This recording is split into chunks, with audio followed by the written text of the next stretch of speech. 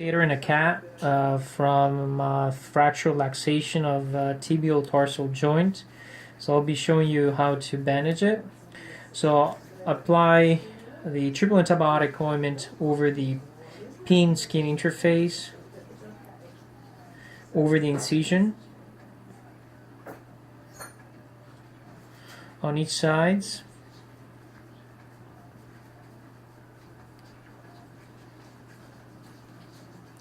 And in the back as well, we have an additional pin. After that, always wearing gloves. I'm going to use sterile gauze. I'm going to apply them between the bar and the skin. You can use a hemostat or you can use your fingers. It has to be a nice, tight packing. The reason we do that is to control the swelling post-op. This is one side of the bar. So you take a couple of them, fold them, and place them in between.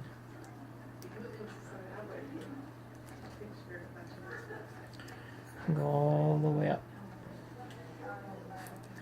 And if you have a hard time, you can use one of the Q-tips to bring it down. You can use the Q-tips as well to spread the antibiotic cream.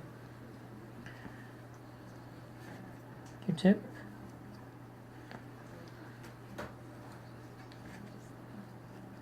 And it's important to maintain sterility. So this is a sterile drape, sterile gloves, sterile gauze. It's easy because the patient is anesthetized. It would be a little harder if it were not. But during the additional bandages or future bandages, you should be able to do that without any support or extra effort. So once everything is packed very nicely, as you can see, I use the cast padding. Okay, and this is the most important part, starting from the toes. You make sure that you cover that.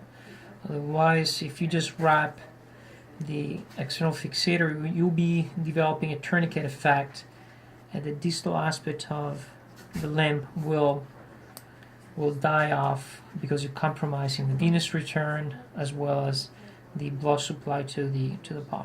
So once you cover the toe, the bar, I usually do a figure 8.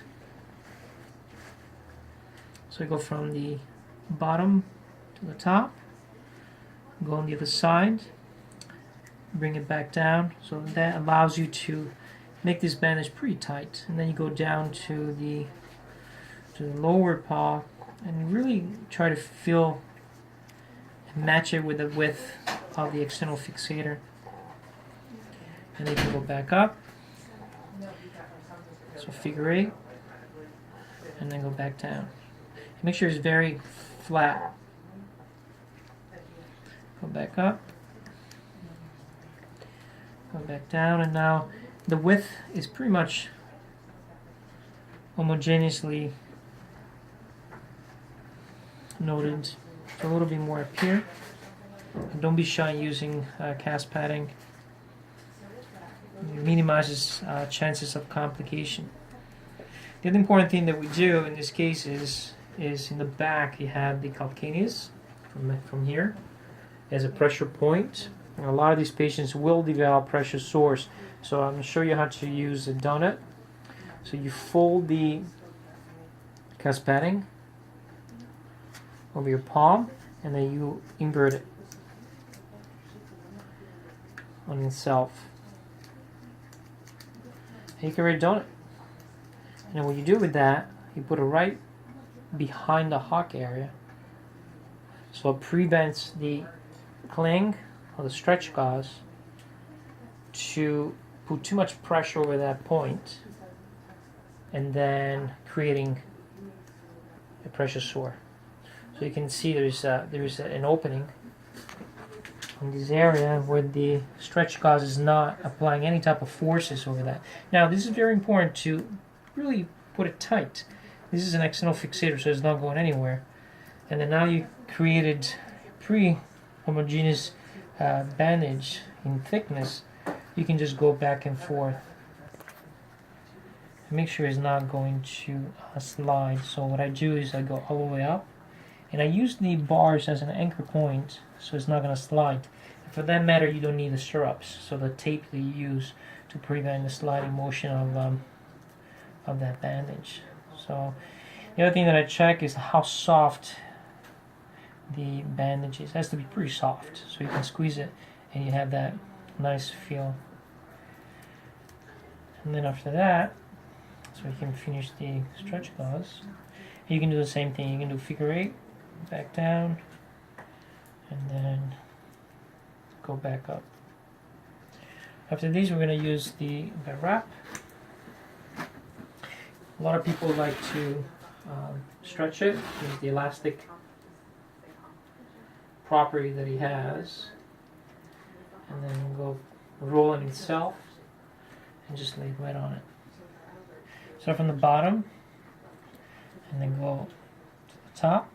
And the trick is always the rule is the 50% rule. So always cover the half of the width of the wrap. So here is 50%, 50%, 50%. And the other thing that is important is make sure that it does not contact with the skin, otherwise you're going to cut it. So the skin is going to have wounds secondary to the improper placement of the wrap. And the important thing is go all the way down. A lot of people leave the toes exposed like I have, so I'm making sure that you can watch them, they don't turn blue, because that means you compromise circulation, and then you got to take that off. So I like to leave it exposed.